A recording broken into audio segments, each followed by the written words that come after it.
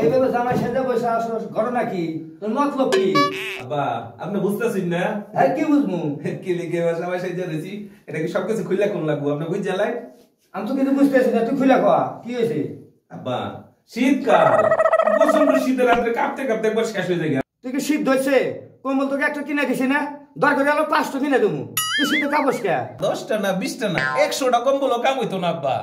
এই যে আমার পোশাক আশাক আপনি দেখতে বুঝতেছেন না আমার কি দরকার কি লাগবো? না, আমি বুঝতেছি না তো। আপনার বুঝুন লাগতো না, শীতে আমি থর থর করে কাঁপি রাইতে ঘুমাইতারি না, এটা আপনি বুঝবেন কেরে? আপনি তো আমি বাইকে কই দিতাম না আমার যে কিতা লাগবো। ভিতরে যা, আমি তো এসব পোশাক দেখি না। বুঝতে বুঝতে আমার মাথা চুল পেয়ে গেছে। বেশ, বুঝতে হবে না। আচ্ছা দাদা পোশাক খোল।